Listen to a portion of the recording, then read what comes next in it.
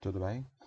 Nessa parte aqui nós vamos falar da estrutura do sistema operacional e de uma parte muito importante do sistema operacional, que é o kernel, né, que é o cérebro do sistema operacional, que é a parte mais próxima a parte mais embaixo do sistema operacional, a parte mais próxima ao hardware no sistema operacional, a parte responsável por gerenciar o hardware do computador. Ok? Bom, então, primeiro, né, a gente tem a gente já falou que a finalidade do sistema operacional é virtualizar o hardware para mim, né, que na visão do usuário eu tenho uma máquina de níveis, eu tenho hardware, dentro do hardware eu tenho os microcódigos, dentro dos microcódigos eu tenho o sistema operacional, né, encapsulando os microcódigos, aí eu venho o sistema operacional, encapsulando o sistema operacional eu tenho os ferramentas e aplicativos. Então, o usuário final, ele vê o aplicativo que ele está executando. Essa é a finalidade do sistema operacional. Deixar o computador transparente, né? Deixar o hardware transparente para o usuário. O importante para ele é usar um aplicativo, né? E esse aplicativo está numa plataforma Windows, Linux, aí não interessa para ele, e sendo executado, e para ele também não interessa o que tem dentro do hardware. Interessa para ele que o hardware funcione a contento para que ele possa executar as suas operações. Então, aí a gente tem o usuário, a interface aplicativo, em cima de uma interface gráfica, em cima do sistema operacional, de uma linha de comandos. Dentro do sistema operacional, nós temos a interface com o usuário, que é então a interface gráfica. Aí nós temos, dentro do sistema operacional, nós temos o assembly do sistema operacional, a parte mais baixa do sistema operacional, que é o kernel, e que, né, aí mostra todo o gerenciamento do sistema do hardware para o meu sistema operacional. Ok? Bom, é importante eu saber isso para poder implementar a concorrência. Porque nos sistemas monos programáveis, né, que a gente estudou, todo o hardware está disponível para um único processo. Né? Já falou que a gente não fala em programa, a gente fala em processo. Por que a gente fala em processo? Porque o programa é uma parte dinâmica, o processo é uma parte dinâmica de funcionamento de um programa. O programa é simplesmente uma parte do processo, é a parte que não é dinâmica, é a parte estática do processo. E o processo, além de ter o programa, que é o software, ele tem a área de memória, né, onde são armazenados os dados, onde são carregado a área de memória que o computador usa durante que o processo usa durante a sua execução, e o hardware propriamente dito, o gerenciamento do hardware propriamente dito, para executar aquele programa, né? Aquele processo, ok? Então, baseado nessa sistema, nós temos a multiconcorrência, né? Porque aí, quando a partir do momento em que o sistema a gente pode dividir que um computador tem tempo de CPU e tem tempo de periférico. Então, quando ele está usando um periférico, ele não está usando a CPU. Então, quando tem um sistema monoprocessado, ele ocupa-se de todo o hardware, né? E só libera o hardware quando ele acabar a aplicação dele. E nesse meio tempo ele vai usar tempo de processamento, ele vai usar tempo de periférico, e quando ele usar tempo de periférico, ele vai ficar parado, porque aí nós temos um gargalo, porque aí quando ele está usando o tempo de periférico, o computador está trabalhando na velocidade do periférico. Aí, então, no fritar dos ovos, quando você juntar isso, você tem pouco tempo de CPU e muito tempo de periférico. Então você tem um tempo de CPU pouco efetivo. Então, baseado nesse processo, o pessoal desenvolveu multiprogramação para aproveitar esse tempo, né, em que o processador está parado esperando uma resposta do periférico. Esse processador é liberado para que o sistema possa compartilhar. Então, nós temos sistemas multitarefas. E aí, no sistema multitarefas, nós trabalhamos com time slice, onde eu dou um tempo para cada um, tá? Para cada processo. Então, para o usuário que está do lado de fora, é como se o computador tivesse várias CPUs, porém ele só tem uma única CPU e trabalhando com time slice. Essa é a base da concorrência. Tá? Bom, mas o que que acontece? Eu tenho a gerenciamento da área de memória, como eu tenho vários programas sendo executados simultaneamente, ou seja, vários processos sendo executados, eu tenho várias áreas de memória reservadas para aquele processo, né? Eu tenho vários periféricos sendo acessados por vários processos simultaneamente, então eu tenho que controlar isso para garantir a integridade do dado, para garantir que um dado não, que um processo não escreva na área de outro processo, que o processo não utilize o periférico junto com outro processo, então isso vai me levar à inconsistência de dado. Então, para fazer toda essa estrutura funcionar, o pessoal dividiu o sistema operacional em várias partes, onde a parte mais íntima do sistema operacional eles chamaram de kernel, que é o cérebro do sistema operacional. E esse kernel é responsável por gerenciar todo o funcionamento do hardware. Ele é responsável por criar a paginação de memória, ele é responsável por gerenciar os periféricos. Então, esse sistema operacional, quando eu faço isso, quando eu crio esse kernel, essa parte importante do sistema operacional, eu defino quem pode acessar esse kernel ou não.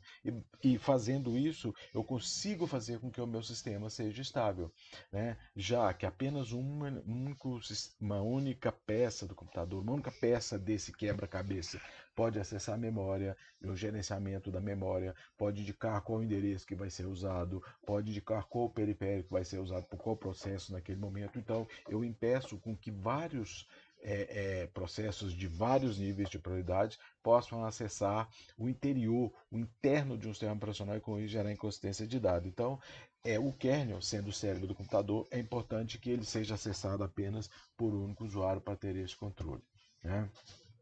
Então, o kernel é a base do sistema operacional. Cada sistema operacional tem o seu próprio kernel, né? O Linux tem o kernel dele, o Windows tem o kernel dele, o macOS tem o kernel dele, e é esse kernel que diferencia um sistema operacional do outro. Esse kernel que vai determinar o que está endereçado para qual lugar, para o que está fazendo. Por isso que um computador que está com macOS, ele não pode rodar o Windows, porque ele vai gerar inconsistência de dados. Aí a gente vai lá atrás, quando a gente estudou RISC e CISC, né, que é a máquina CISC são máquinas mais voltadas para o hardware e máquinas CISC máquina RISC são mais voltadas para o hardware e máquinas CISC são mais voltadas para o software. Então, né, com essas duas estruturas, o que o Linux Torvalds fez? Ele pegou o Unix, que é um sistema operacional específico para rodar em máquina RISC, ou seja, cada máquina RISC tem o seu próprio sistema operacional. Um sistema operacional de uma máquina RISC não roda em outra.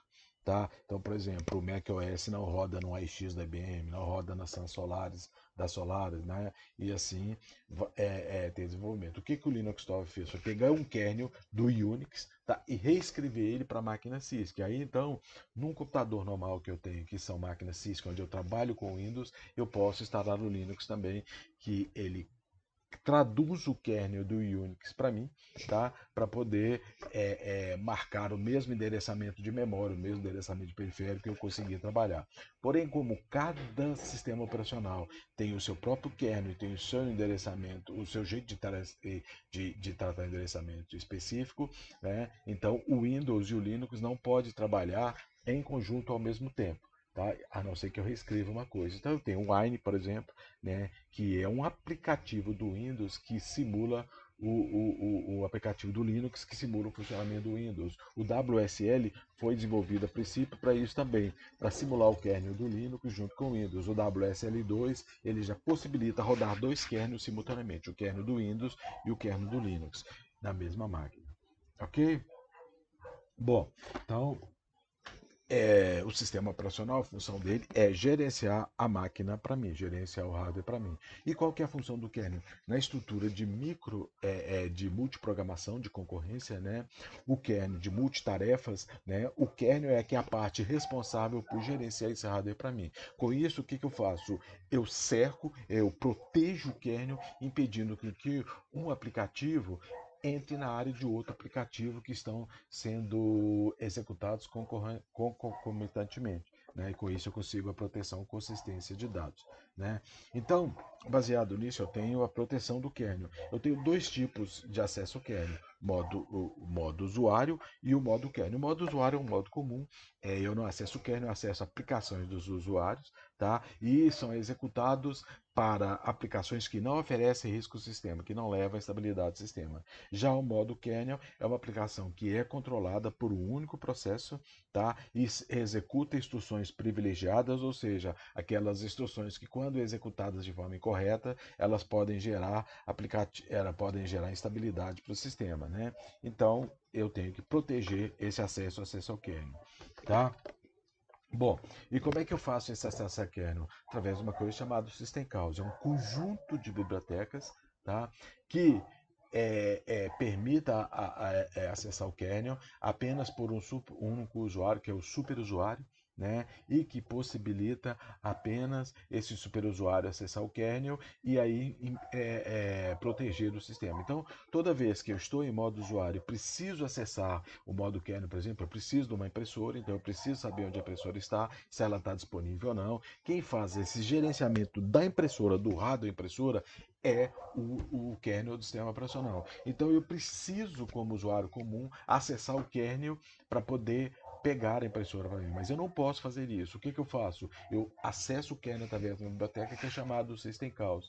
Então, eu vou lá na biblioteca e eu preciso de uma chamada ao sistema que vai selecionar a impressora para mim. Então, eu pego o System Calls, que é selecionar a impressora, ativo ele, ele vai no kernel, faz toda a solicitação com o kernel dá a resposta para ele, ele vai e fala para o sistema, olha, você tá com a impressora é sua agora, você vai imprimir. Se um outro processo chega querendo pedir impressora, chama o System Calls, vai lá na biblioteca, chama o System Calls, você vai falar para ele, olha, a impressora agora está ocupada, você vai ficar em aguarde, tá? Até com que esteja liberado para você acessar. Então, com isso, eu consegui proteger o sistema. Então, o que é o System Calls? São bibliotecas que estão um nível acima do kernel, tá? Que me permite eu mudar do modo usuário para o modo kernel. Lembrando que quem acessa o kernel é apenas o superusuário, ok? Como é que eu faço, então, uma chamada de System Calls? A mesma coisa que eu faço uma chamada de interrupção, de exceção ou de subrotina, né? Eu preciso daquela System Calls, o que eu faço? Eu paro, vou na biblioteca, chamo a System Calls, carrego a System Calls na minha hora de executar, tá? Eu carrego todo o hardware, como isso aqui, aí ele vai, executa aquele sistema, deixa aquele aplicação de modo usuário parada, executa a aplicação em modo privilegiado, ele executou, ele vai, fecha as aplicações, sai de dentro do kernel e chama a aplicação em modo usuário e ela passa a ser executada naquele momento. É como uma interrupção, é como uma exceção. Na verdade, uma System Calls é uma interrupção do meu sistema. Ok? Bom, no Linux, a System Calls ela é chamada de System Calls mesmo, porque o Linux ele veio baseado do Unix, que foi o primeiro sistema operacional que existiu. Então ele já trabalhava com esse nome System Calls. Já o Windows, a System Call é chamado de API, que são as bibliotecas do Windows, né? Então quando eu preciso acessar alguma coisa dentro do Windows em modo superusuário, eu chamo uma API e a API que faz esse serviço para mim. Bom, há muito tempo atrás, né? Por que o Linux e o Windows, as aplicações do Linux para o Windows, elas são incompatíveis? Exatamente porque os kernels são diferentes. Por que aplicativo para macOS, para máquina RISC e máquina CISC são diferentes? Exatamente porque o kernel é diferente. Então o pessoal começou a sentar e desenvolver um chamado padrão POSIX para que comandos Linux, Windows e Mac pudessem ser compatíveis, eu não precisasse ficar de trocar a máquina. Então, alguns padrões POSIX foram desenvolvidos e que me permitiram, né, ter uma portabilidade. Então, por exemplo, você digitar dir no Linux e dir no Windows, ele vai listar diretórios para mim. No Windows, né, no Linux, eu possuo ferramentas mais poderosas de listar diretório, por exemplo, o ls, mas ele aceita o dir também, né? Como é que eu faço esse padrão POSIX? Como é que isso é trabalhado? Já falei para vocês. Na verdade, o sistema operacional que a gente tem hoje, ele trabalha com interface gráfica, mas a interface gráfica é um serviço que roda em cima de linha de comando, né? Então, na verdade, quando eu estou trabalhando dentro do meu sistema operacional, eu estou trabalhando com uma linguagem de comando, que pode ser um DOS Shell ou um BAT, né? Essas são as chamadas Shell Script. Tá? E é baseado nisso que o padrão POSIX foi desenvolvido. Então, o usuário, quando ele está trabalhando com o sistema de CLI, né, ele está vendo apenas o modo texto. Se eu quiser transformar esse computador, esse sistema operacional em uma interface mais amigável, eu desenvolvo uma GUI, que é uma interface gráfica, e aí que me permite eu assistir. O Linux tem o modo de comando e possui várias interfaces gráficas que eu posso encapsular nessa linha de comandos e ele já trabalhar. O Windows já é nativamente com uma interface gráfica que ele é desenvolvido para ele, né? Bom, o sistema operacional, quando eu desenvolvo o sistema operacional, eu uso uma linguagem de alto nível para trabalhar. Então, o sistema operacional, ele trabalha com a linguagem de C e C++. Por quê? Ele tem, né, 40 milhões de código, eu utilizo C. Então, toda vez que eu mudar o meu sistema operacional, eu tenho que recopilar o meu kernel, tá? Então, o kernel, que a base ele é desenvolvida em C e C++, tá? Só que os drivers do meus periféricos, ele não é desenvolvido em C, é desenvolvido em Assembly. Por quê? Porque a partir do momento que eu carreguei, né, desenvolvi o meu sistema operacional e ele está em trabalho funcionando, se aparecer um periférico novo, o que eu teria que fazer? Eu teria que pegar o driver desse periférico, colocar dentro do kernel, ser desenvolvido em C, recopilar o kernel novamente, tá? Para poder usar. Então, para evitar que eu tenha que recopilar o kernel toda vez que eu precisar de um periférico diferente do meu computador não esteja pronto para trabalhar com isso, eu desenvolvi em Assembly, porque aí o núcleo do sistema operacional, o kernel, ele é feito para trabalhar com o Assembly, tá? Bom, então, o primeiro kernel que surgiu, o primeiro sistema operacional que surgiu, eu tinha o kernel, e cada periférico que eu saía, eu ia colocando nele, né, e recompilando o kernel, colocando nele e recopilando o kernel. Só que no início, né, tinha poucos periféricos, eu tinha um kernel bem pequeno, não tinha problema nenhum, então recompilar o kernel era coisa rapidinha, né, mas a partir do momento em que os sistemas operacionais foram crescendo, eu fui botando interface gráfica, e eu melhorando os vídeos e tal, o que aconteceu com o kernel? O kernel começou a crescer. Então, se eu tivesse que colocar um periférico novo, se eu tivesse que recopilar o kernel, demoraria dias para poder fazer isso. Então, os kernels também foram sendo desenvolvidos, né? Então, as principais arquiteturas de kernel que a gente tem foi a kernel monolítico, depois a arquitetura em camadas. Hoje a gente tem a arquitetura microkernel e ainda a gente tem a gerência de máquinas virtuais, que é uma arquitetura virtual. O Hyper-V, né, é uma arquitetura que me permite fazer virtualização do meu hardware, né? A arquitetura monolítica ela é baseada no sistema Unix, é exatamente isso. Apareceu um drive novo, eu vou colocando lá dentro e ele vai executando. Então, está tudo dentro do mesmo hardware, dentro do mesmo kernel. À medida que mais periféricos vão crescendo, mais atividades que eu vou colocando para o meu sistema operacional fazer, mais gerenciamento, mais microcódigos vão aparecendo, né? Quando eu coloco, eu otimizo o meu processador, melhoro o meu processador, lanço um processador novo, eu lancei com mais microcódigos, eu tenho que automatizar meu kernel. Tá? Então isso começou a ficar muito bagunçado. Então o Linux ainda utiliza uma arquitetura monolítica de kernel, tá? Mas é uma arquitetura monolítica que me permite ligar drivers e novos aplicativos, tá? Sem ter que recopilar o kernel, tá? Aí o Windows veio e lançou a arquitetura em camadas. O que é arquitetura em camadas? Eu vou pegar o meu sistema, vou dividir, vou ter o kernel propriamente dito, né, que está lá dentro. Em cima dele eu tenho um executivo, que são os aplicativos, que é o modelo que vai executar, que vai entrar no kernel e executar ele. O modo supervisor é que vai supervisionar o kernel funcionando e o usuário comum. Então, se o usuário quiser acessar o kernel, ele tem que chamar um supervisor. O supervisor é que vai comandar o acesso ao kernel. Aí ele vai chamar o system call executivo, qual o system call que ele quer, e o system call é que vai acessar o kernel. Qual que é a grande vantagem dessa? O kernel está lá dentro, eu posso colocar coisa dentro do executivo e dentro do supervisor, sem ter que compilar o kernel. Para que o usuário chegue no kernel, ele tem que passar por duas camadas, ou seja, o kernel está isolado do usuário final, porém, qual que é o grande problema? Eu estou perdendo tempo, né? Para que o usuário acesse o modo kernel, ele tem que passar por duas camadas. Então, isso é perda de tempo. E aí nós temos a arquitetura microkernel. O que é a arquitetura microkernel? O pessoal tirou de dentro do kernel tudo aquilo que não leva à estabilidade do kernel. Por exemplo, imprimir a impressão, ela não é uma função que leva à instabilidade do sistema. Selecionar a impressora, sim, mas a impressão, o arquivo que eu mando imprimir, não. Então o que o pessoal fez?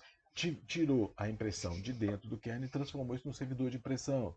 Tirou a parte de rede e transformou isso no servidor de rede e servidor de aplicativo. Então dentro do kernel está só o gerenciamento propriamente dito do hardware, então o gerenciamento da memória, o gerenciamento da impressora, o gerenciamento da rede, da placa de rede, porém o resto está servidor. Então o que acontece com o meu kernel? Ele é pequenininho, tá? Muito fácil de ser acessado, muito rápido de ser acessado, porque eu consigo achar as coisas mais fáceis lá dentro e eu transformei tudo em serviço. É baseado na arquitetura cliente-servidor, em que tem um cliente usando o serviço do servidor, é que eu fiz essa arquitetura microkernel. Eu tirei tudo em servidor, tá?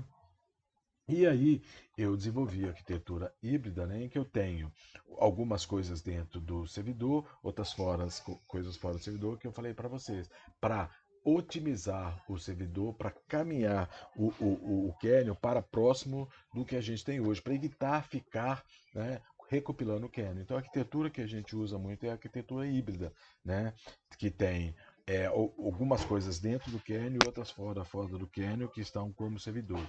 Tá?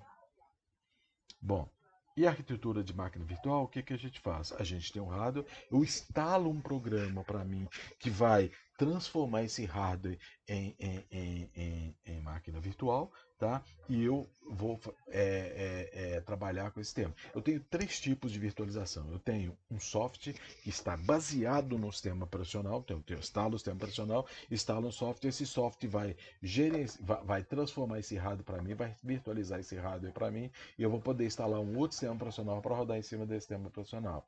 Tá? O problema de um aplicativo de virtualização, né, é que o hardware é compartilhado, né, e eu preciso de gerar uma plataforma de sistema operacional primeiro para depois fazer isso. Eu tenho o software de virtualização. Eles não trabalham em sistema operacional, por exemplo, o IPv é um software de virtualização. Né? Ele não precisa estar um sistema operacional instalado nele. Ele tem que estar com um software instalado, que é o IPv, e baseado nesse software ele vai também disponibiliza, vai gerenciar o hardware para mim, vai virtualizar o hardware, e eu posso instalar vários sistemas operacionais, e esses sistemas operacionais, o kernel deles trabalham concomitantemente. Então o WSL é mais ou menos isso que ele faz, trabalha com IPv, né? E eu vou rodar o kernel do Linux e o kernel do Windows na mesma máquina.